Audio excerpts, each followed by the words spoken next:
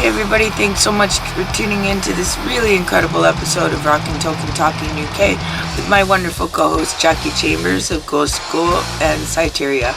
I'm really happy that we had Lips joining us today, and my other very repetitive interviewer and supporter, Lane Bed Cable. Thanks so much, guys. We have Charlie Humbert from Rid Them All, and we also have Jason Gaut, who's from Mudflux today. It is a really great episode.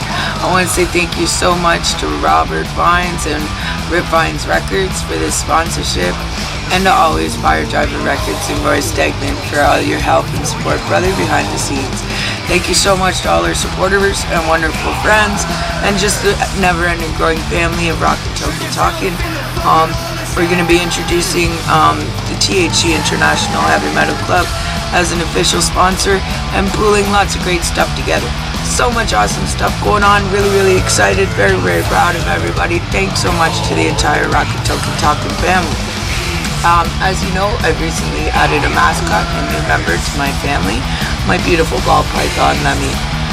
He is the official mascot now of ROCKn, TALKn, and the reason why I'm introducing, hopefully, this wonderful new sponsor with a great 5-minute segment piece if we continue to do this. I think it's perfect.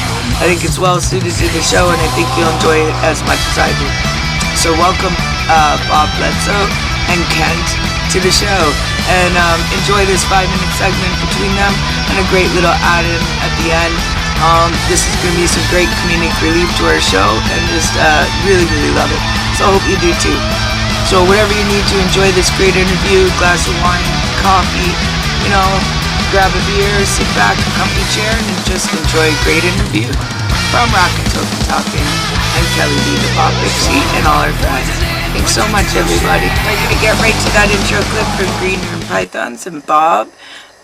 And also, you're going to love Kent. So thank you so much to Bob Bledsoe and to Kent for doing this. This is so much fun. I hope you enjoy it, everybody. Kelly B. So you're thinking about getting a ball python? No. Are you insane? That's a terrible idea, maybe. Here's why.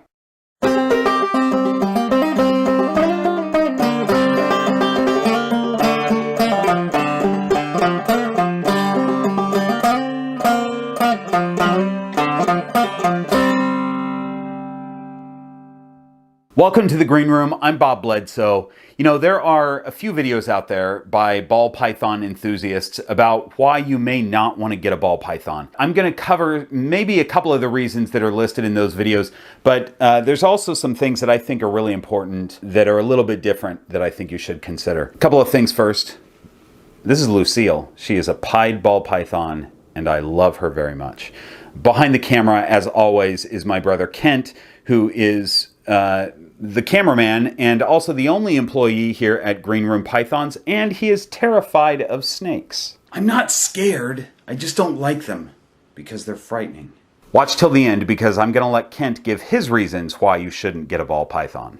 Oh yeah, busting out the list. Oh, tell him about my Kentstagram account. That's right, Kent is on IG at The Real Kentstagram. Kent, I don't think you're doing it right. You were just posting selfies of you and your sweet VHS camcorder, and you're responding to people in all caps, and you're only following Green Room Pythons and Miley Cyrus. Well, it's working because you've clearly been stalking my page, so... Okay. Thanks so much, Bob and Kent. We're going to get right to the interview right now. Thank you, everybody. I hope you enjoyed that as much as me. Stay tuned at the end of the interview. We got a little bit more with them, too. You're going to love it. So enjoy this interview. This is a really special one. I had a lot of fun. Just thanks, everybody. Kelly V. Here we go. There you are. All right, cool. Nice to meet you. You got your guitar in hand, too. Oh, yeah. All right, we'll allow Jackie to get in and hope. Hi, Jackie. Hi. How are you today? Hey. Okay, so I'm gonna let everybody just introduce themselves and what band you're in, and we'll go from there. We'll start with Jackie. Hi, I'm Jackie. How you doing, guys? I'm from Girls' School in Cyteria. Nice. England. I'm in England, and it's very wet. Oh, that's cool. 5 o'clock It's raining here black too out now. there. It's been a horrible day. It's bank holiday here. supposed to be a holiday for people, and they're all sat indoors watching telly because it's chucking it down. English weather. Oh, English weather. We're feeling it today in Canada. What's it like where you guys are at? Yeah, what have you got there? You ain't got snow, have you? No. So, Jason, what band are you from and where are you at, brother? Hey, man, Tulsa, Oklahoma. Nice. And you're with Mudflux, right? I'm with the band Mudflux. I'm the guitar player. A great band. Really enjoying getting to know your music. It's a recent love affair I've connected with. And Charlie, where are you joining us from today? Oklahoma City, Oklahoma. Wow. Another my Oklahoma. my band's Rid Them All. Nice. Yes. And I've just come to know you as well as of this morning. So thank you for joining us. I wanted to speak a little bit about Jackie. You had mentioned that venues were starting to open up where you were, and that test strips were something that was coming into effect. Is that something that you can buy easily in? Yeah. I think there's a lot of companies can get them free, actually, if you can prove that you have, I don't know what the law is. It changes every day. The goalposts keep moving every day. Nobody knows what's going on. It's like blind leading the blind. But at the moment, officially in Britain, June the 17th, I think, is the day that clubs can open so people can go inside. And technically, hopefully the gigs will start again. That's what they're saying now. They have actually had an experiment this last 2 nights in a place called Liverpool, where the Beatles are from, so you probably heard that. And it's like they've had young people going to nightclubs. And for 2 nights running, like proper, like thousands of people, you know, like we would have done before COVID. Yeah. And what they've had to do is they've had to have a test there so they can prove that they are negative, and all these different little things they have to go through, and all this paperwork, and they have to be seen after. And it's like an experiment just in this city alone, just Liverpool. Right. And for 2 nights over this bank holiday, and they're testing them. So it's like a week test. Yeah. They're being tested again to make sure, just to see if there's a difference, to see if it's worth opening things fully. I think it's festival season, isn't it, soon? We've been talking so much about COVID, the restrictions. How do we get back to normal?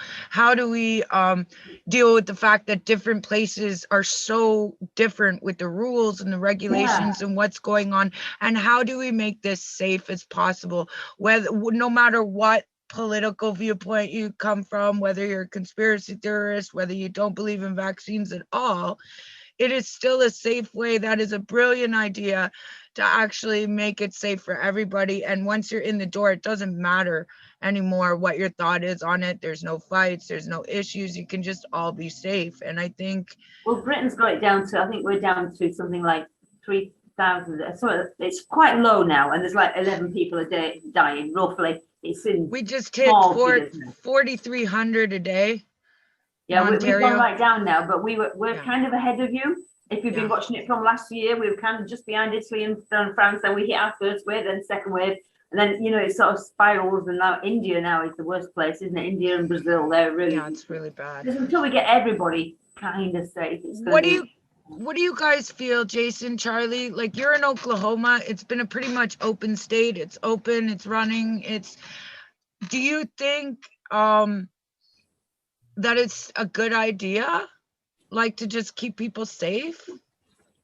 Well, I think you do need to keep people safe. But I think here people are independent thinking and feel self-sufficient, and that they can monitor their own health and safety and well-being. They don't, they're not big government here in any way. That's a rural thought.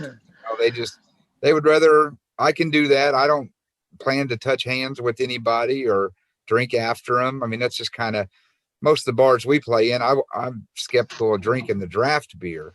Let alone sharing a glass with your buddy. Yeah. You bring your own bottles are there. But your own bottle, yeah. Bring your own bottle, Kingston, won't it? Bring your own bottle. I hear what you're saying, and I lived out there, and I understand the mentality of the way people think out there as well, And here's lips.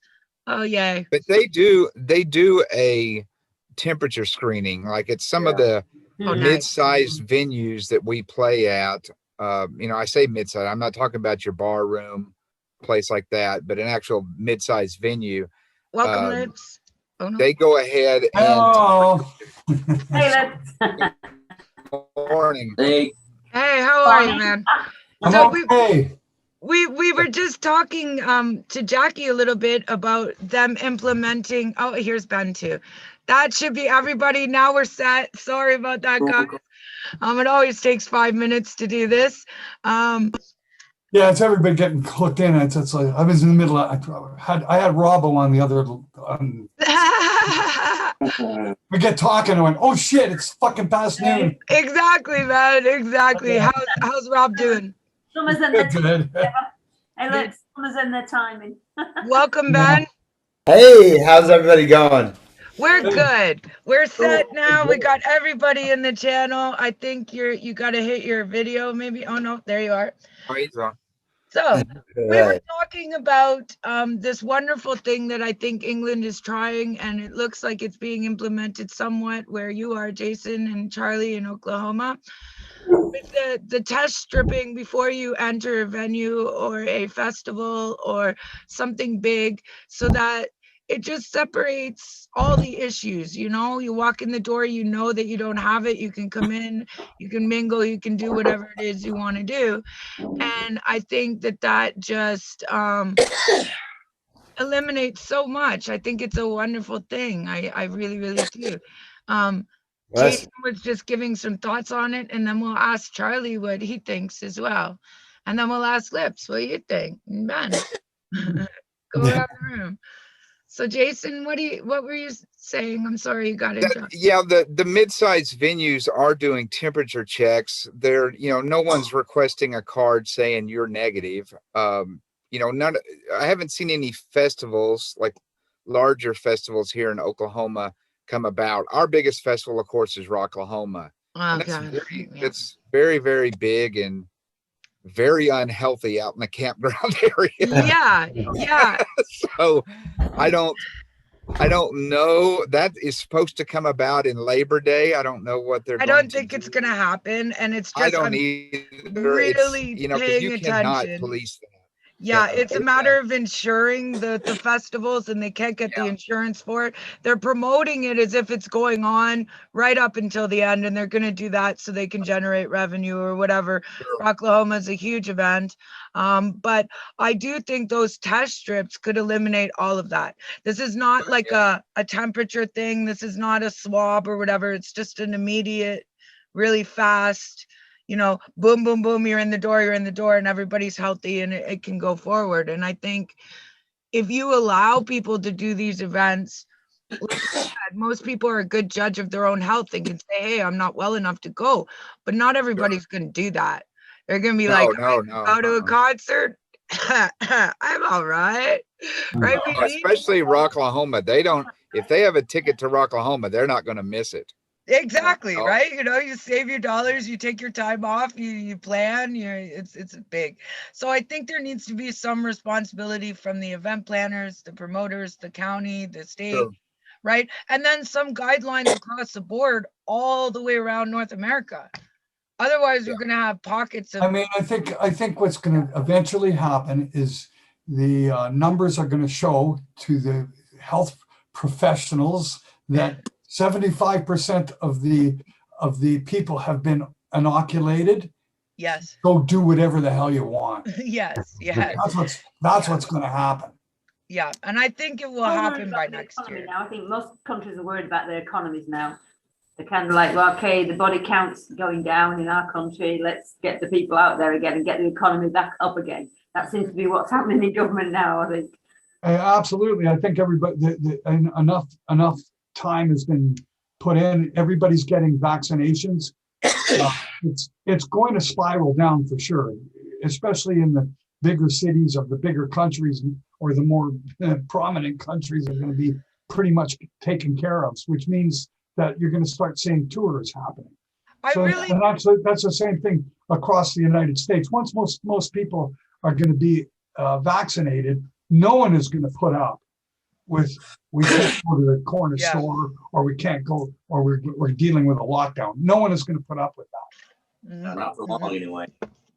Yeah, I'm really looking forward to it. I think it's going to be an explosive time in metal, an explosive time in music, just all around the world. There's just going to be, I picture these epic events. Try to book a recording studio. Yeah, And they're all booked exactly. up because everybody's recording, and then it's actually difficult to get it done.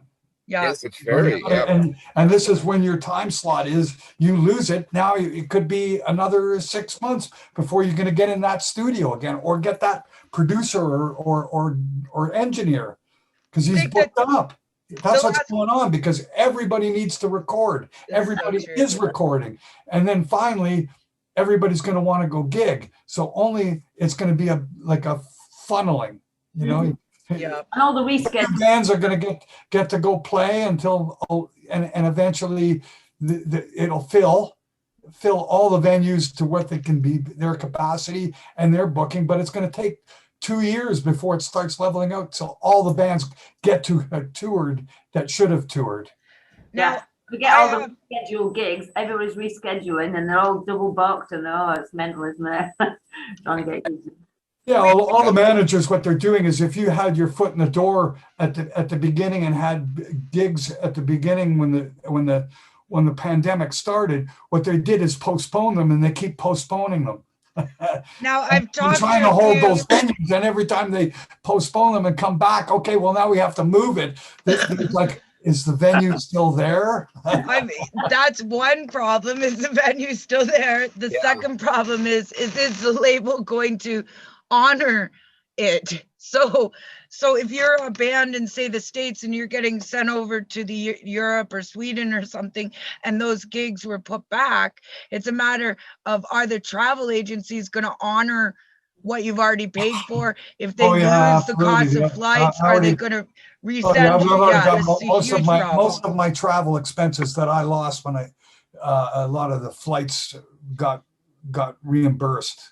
Yeah, and they did it the first year, which would have been this year, but are they going to redo it again is the question. And a lot of my promoters, friends, or labels are dealing with that, because they already paid big money for a band to get to a huge festival, and are they going to repay that? And if they can't honor that, are they going to lose their spots? There's a potential collapse and a potential, I think, explosion as well. So there's also a problem, isn't there, with the bands like bands like ourselves who are going out for a fee. The clubs are now thinking, all these other bands, these little bands are just coming up. I'll go out and play for nothing because they're so desperate for gigs. Let's forget the bigger bands for now; they'll be fine. And that's gonna have a knock-on effect, isn't it? I was wondering the same thing this morning as I was doing bookings for us.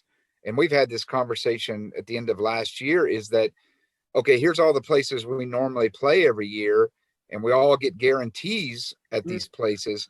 Well, those places have been shut down for a year. They have no money to pay that guarantee. Exactly. They're broke. There's no guarantees right now with anything. There's just not. They're done. And the big you have to wait. I guarantee Toronto problems. That's exactly right. Already had a 2-year wait. My money on that. Yeah, so I have been definitely racking my brain with my ROCKn TALKn family here about how we keep events and things going. And I just became the Canadian president of an international heavy metal club that I've known for 2 years. Hey, congratulations. Thank you. I had enough to offer them or bring them. And it is a collective internationally of bands, promoters, venues. And the whole idea is to not compete, so that we're not competing with each other. We're helping each other. We're pooling teams. We're using resources. We're sharing bands. This is not a competition. If you want to compete, play sports. No shit, but it is. And it's a ruthless, brutal industry. It really, really is. To get you guys booked, to get you into events. I mean, the promoters are can be very competitive, and I think this is a great way to change that. So pooling your resources, networking together, and then anybody who's within this club will be pulled to events and used and booked. And it's putting it back into the hands of the individual bands and individual people, like the industry is changing with labels. So like bands are having to promote themselves and put out their own merch and do all of their own work.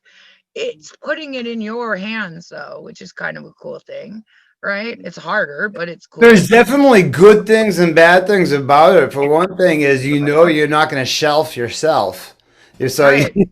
you know you're going to have, you'll have as much as output as you put into it, So Band, right? As long as you're not a lazy band. that's Yeah. right.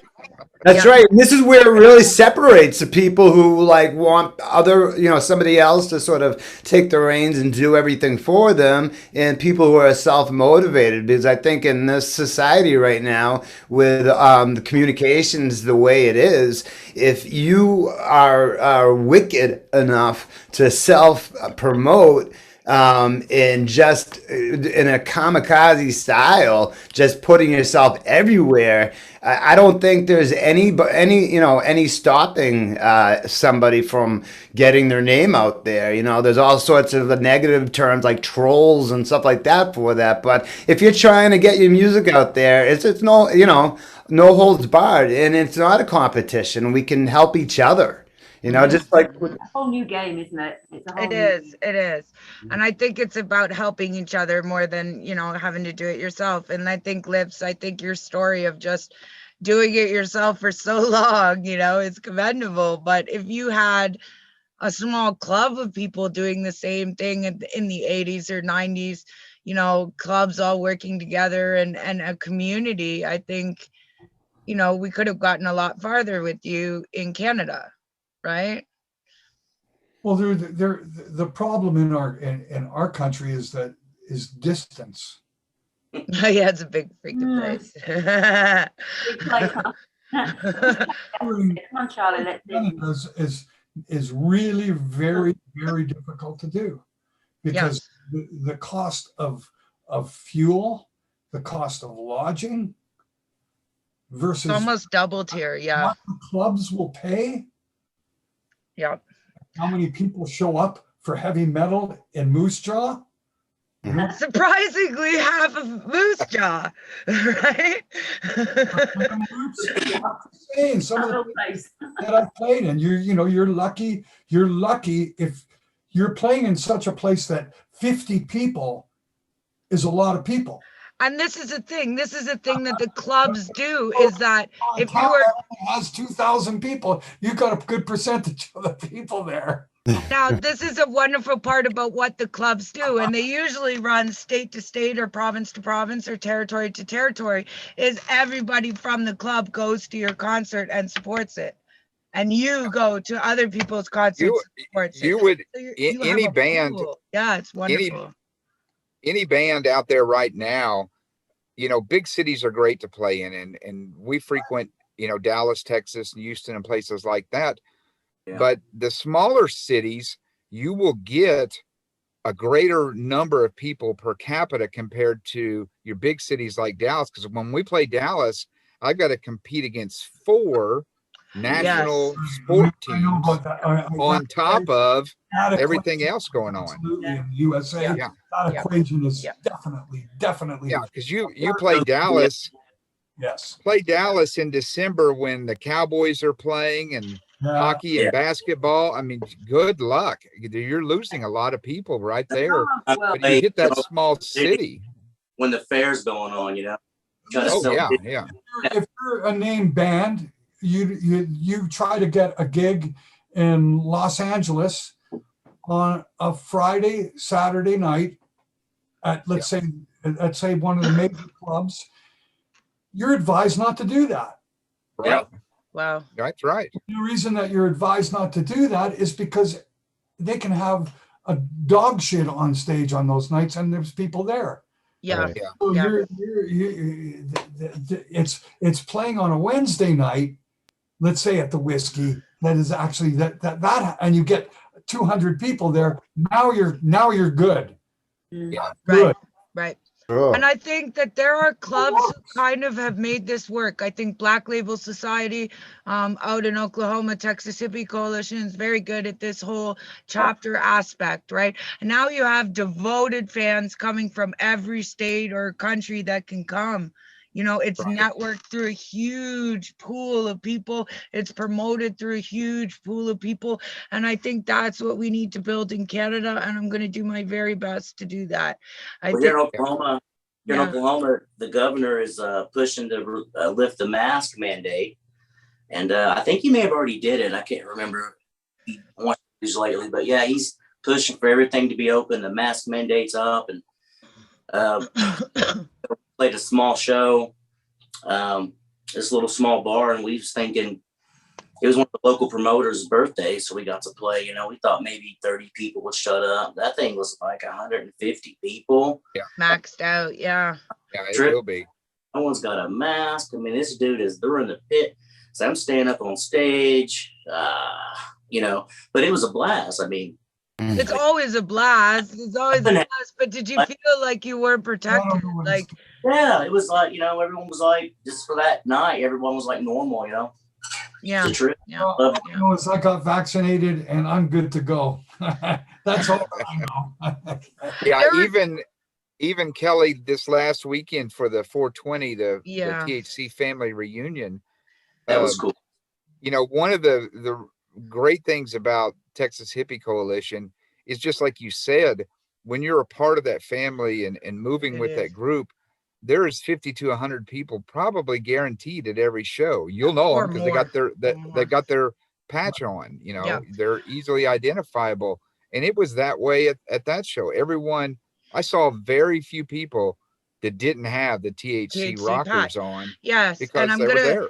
We're going to be selling patches and you know, and all kinds of things and merch and things to get rolling, and doing, you know, compilation albums through a few record labels I'm working with.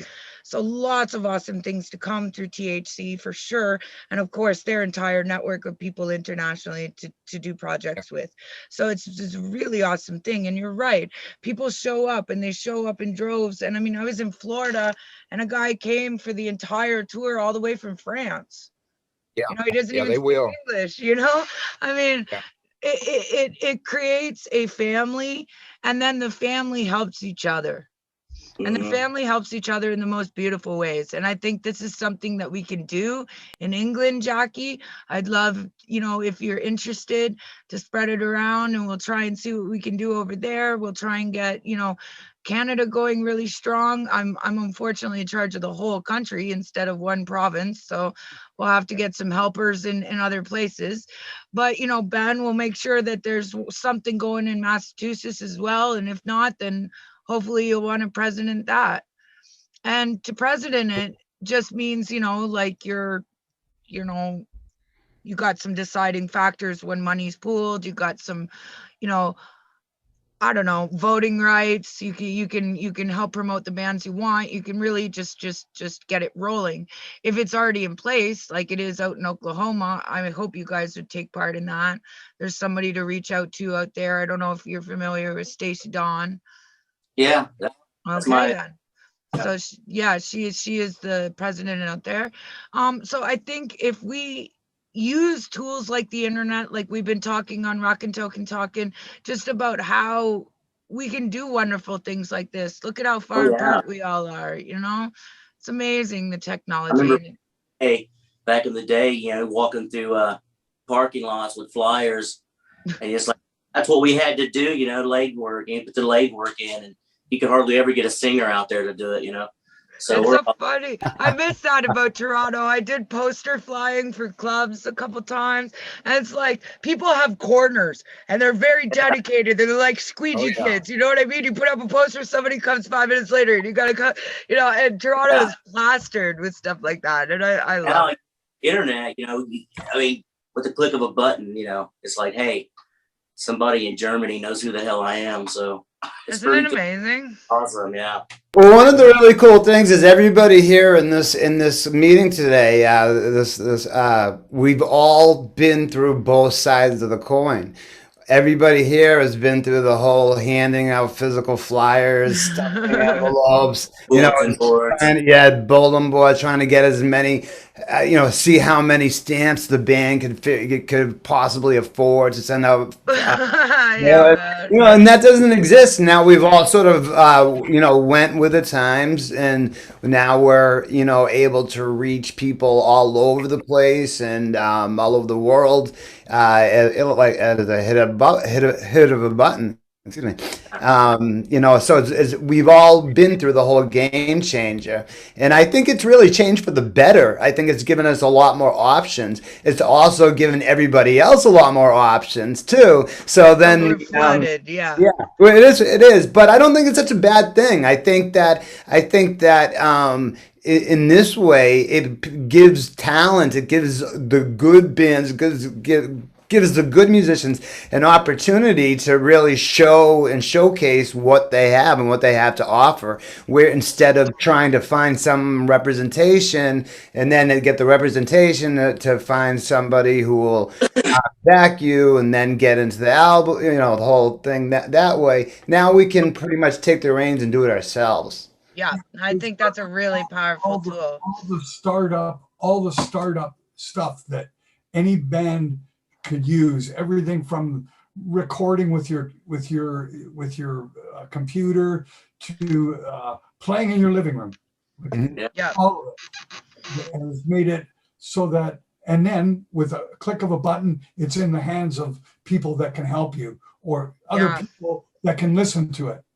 It's all really that cool. Stuff has gotten better than it's ever been in the history of music, but everything else has disappeared. Yeah. It's changed. All the support and all the basic, the fundamentals, places that you would normally be able to make a living off of are gone. The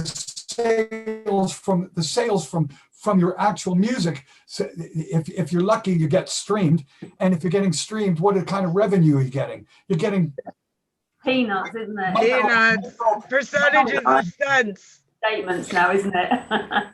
Even the store will round up. We don't have pennies anymore in Canada.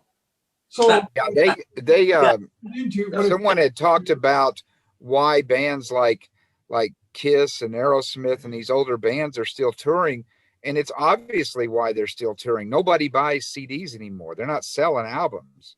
So to make money, they got to sell tickets and sell merch. I went to see Black Sabbath the End and went in there in the cheapest t-shirt, the cheapest shirt.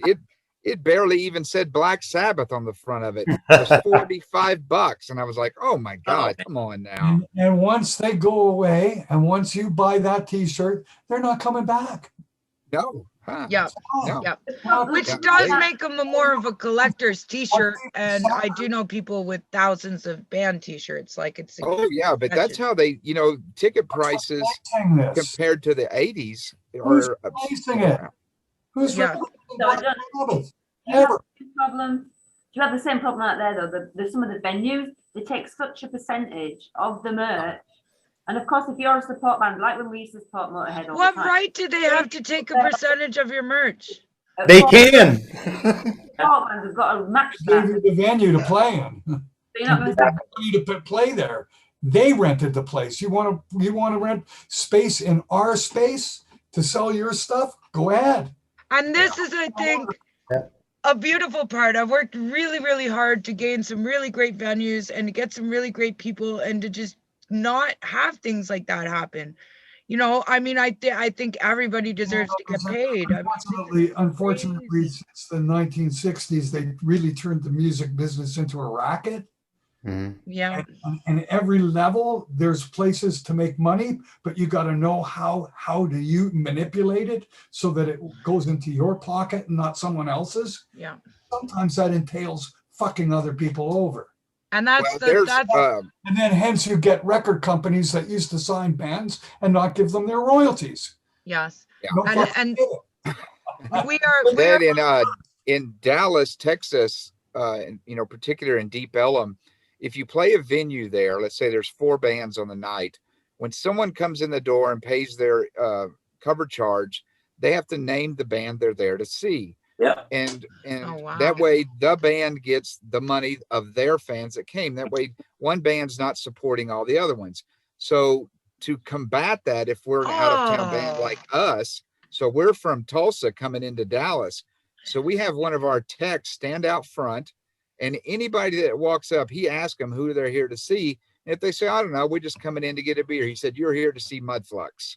You tell Right. them that door, because you have to find that revenue source, because they don't know they don't even know who the hell is playing that night. So Okay, he just see, told them, and that that's makes me revenue. sick. So, Yeah. I mean, obviously, the headliner has in no control of their underbands or who plays under them or whatever. It's all thrown together Depends. by someone else. Yeah. I mean, Most if places- it was a family event, you would know who's under everybody and all the money is shared.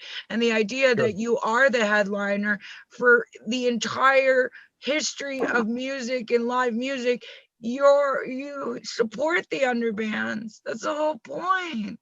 Yeah, that's a revenue source that Oh, you've got to have. But your true revenue source, just like NASCAR, they don't make money going around the track. They make money at the merch outside. They right. make a fortune. Exactly where I was going and what I was saying about what's happened to the business. It's all about merch.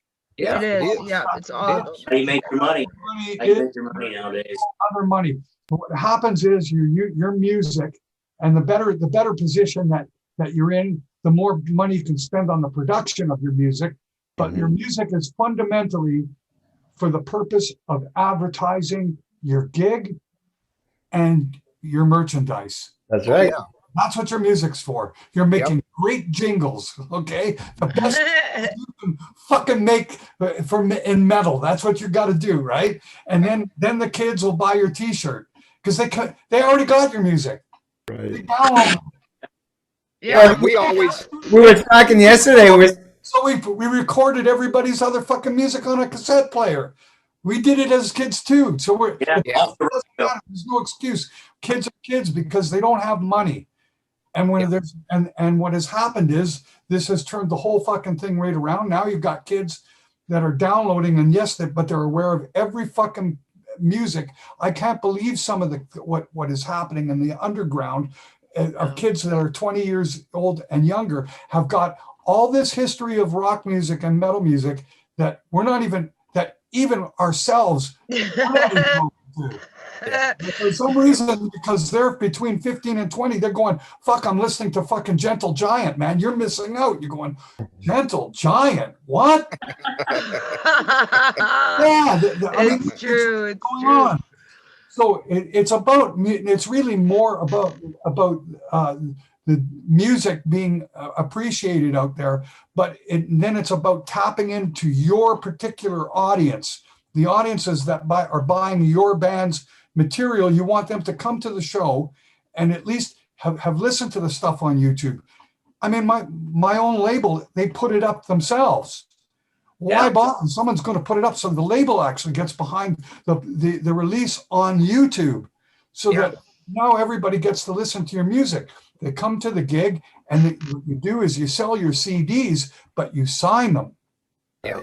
Because now they've got your CD with your signature, which is more important, because that's anybody can get the CD, but they got your signature, so you can. They wait to buy it. They wait till the gig to buy it. I know we have all day long, every day of the week. Put them on the internet. Put them on your Facebook. Put PayPal fucking links. You sell them onesies and twosies. Hey, fuck! It's been putting gas in my car for over fucking 5 years now, right? I have an incredible idea, and I sort of brought it, and actually THC Texas Hippies kind of adopted it. So when I first met them, I happened to be moving, and I had my dad's guitar with me, and when I met them, I got them to sign it.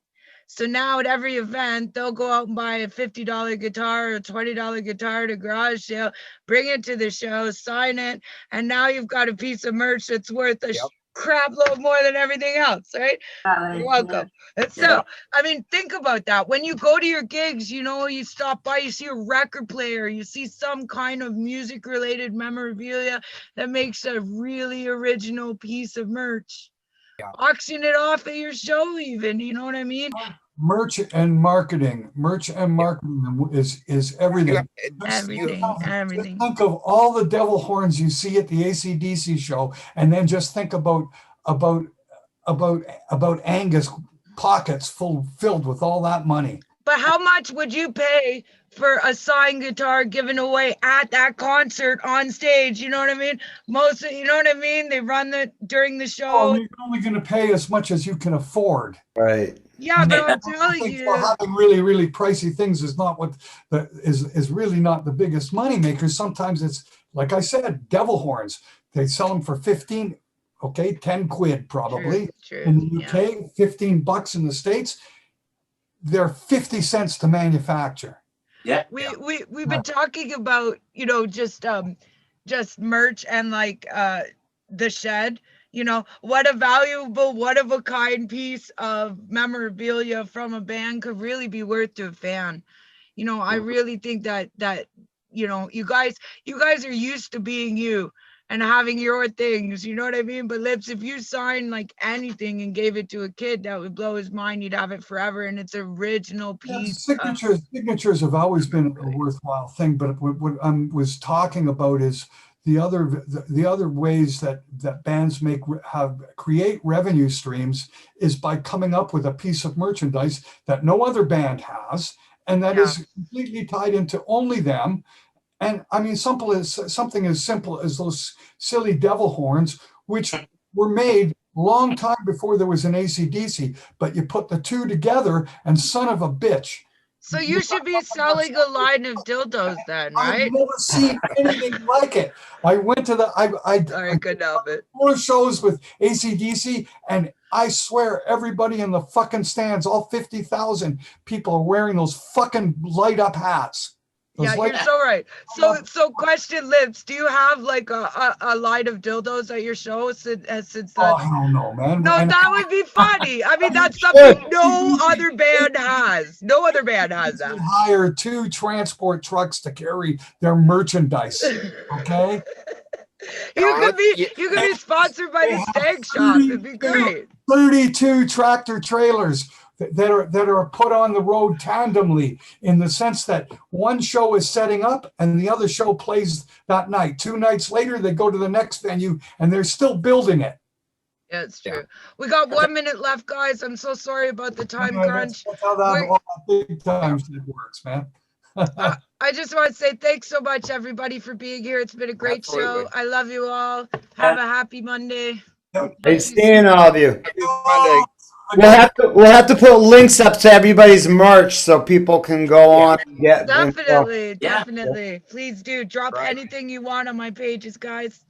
All right. Have a great day. Bye. Jack, Jason, Charlie, Lips, it was great seeing you all. Kelly, always. As always. Bye, Hey everybody, we get cut off at 40 minutes, but we're changing platforms and great new things are coming. Thanks so much everybody for sharing, liking, supporting, and just being a part of the ROCKn TALKn family.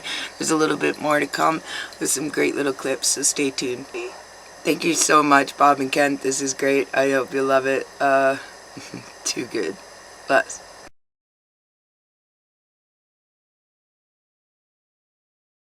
Okay, that was my list. I think that was 7 things. Now that we're at the end of it, I will let Kent quickly go through his list of reasons why you should not get a ball python. Kent? I've got a whole list. Let's get started. Number 1, all snakes do all day is sit around and plot ways to murder you. Strangulation. Bite you with their highly venomous mouths. Spit acid into your eyes. Accidental trip and fall. Number 2. I guess I just had the one thing. I think I said everything in number 1 that I wanted to say. Thanks, Kent. That was quite a list. Hi, folks. I'm still editing. You'll notice that most of the items on this list were quirks about human beings as caretakers rather than problems with ball pythons as pets.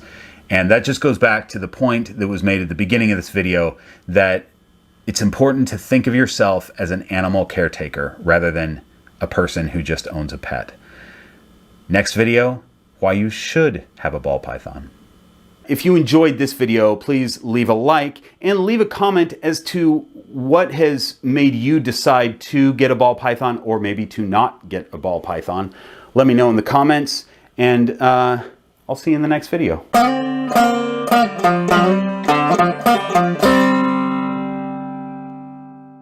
We've got an Easter egg for this video, similar to last video, which was on the banana gene.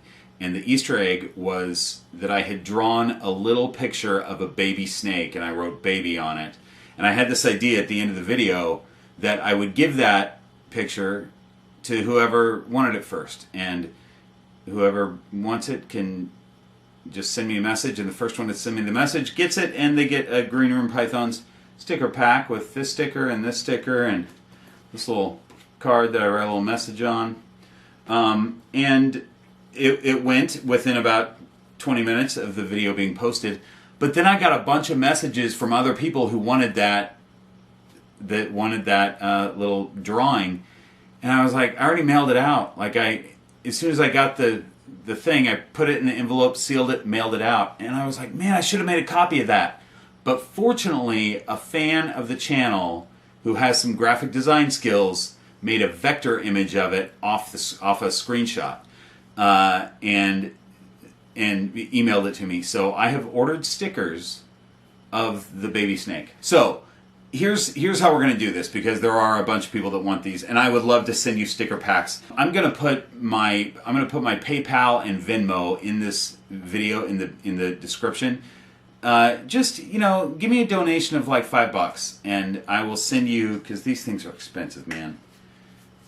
I will send you a sticker pack of these two. I don't have the baby snake stickers yet, but they're coming next week. So, or they're coming this week, actually. I'm uploading this on Monday. I'll probably have the stickers Monday or Tuesday, so I can start sending these out. Just, send me something on Venmo, PayPal, and send me your address, and I will get them out to you.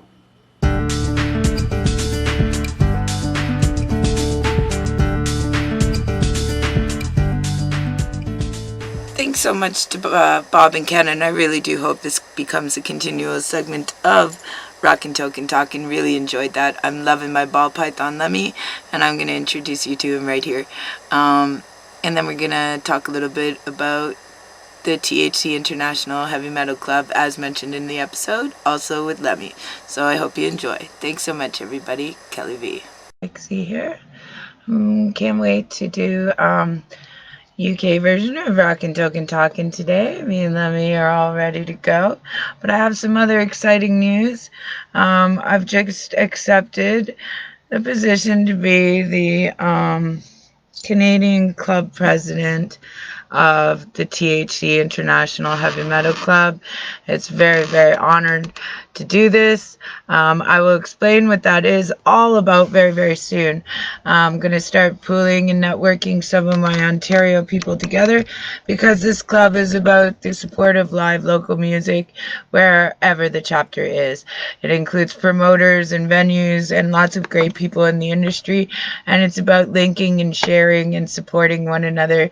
And through these troubled times right now, I think it's the most important thing that we can do. So I'm very, very pleased. I'm very, very honored, and I can't wait to include you, your band, or everybody that wants to help out with this. It is a really, really amazing network of people. It is already a completely international club, and it is run by the incredible Sean Kerr. Thank you so much, everybody. I'm really looking forward to today's episode, and just all the awesome things that are about to come.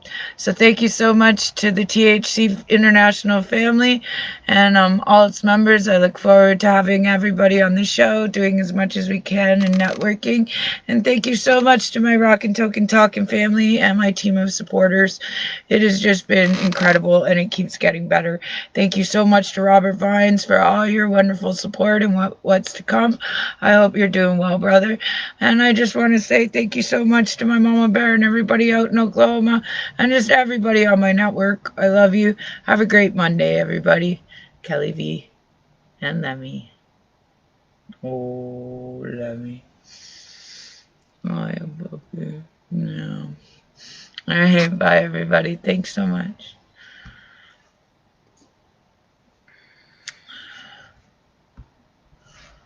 Yes.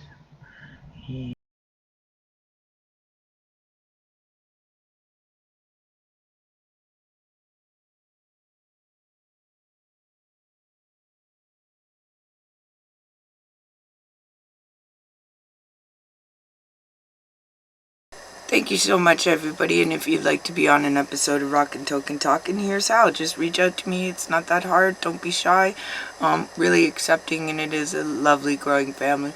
We have so many great versions of the show, and we tape on Fridays at 4:30. We tape on Sundays at 4:30, and we tape on noon at Mondays. There's so many great shows to get involved in and so much to enjoy. So we'd love to have you. We'd love to spread your music around, and that's what it's all about. So again, right at the end of this one, you're going to have my how do you get hold of me information right here. So don't be shy. Drop a line. Thanks so much for supporting, liking, and sharing, and spread it around with love. Kelly V, the Pop Mixie. I just want to say that I was re-listening to the very intro of the episode, and I do apologize for saying girl school. I do suffer from something called narcolepsy with cataplexy, which gives me a little bit of a speech problem sometimes. It's brought on by just a paralyzation of certain muscle groups, especially with strong emotions. So doing this show is always strong emotions, but I do apologize for that and any stutterings and ums that may be too frequent. But I just want to say that that's part of the work as well. So much for charity and rare disease and complicated disease and just awareness to disability. So thanks so much for appreciating and understanding, and love you, Jackie. Thank you, Kelly V.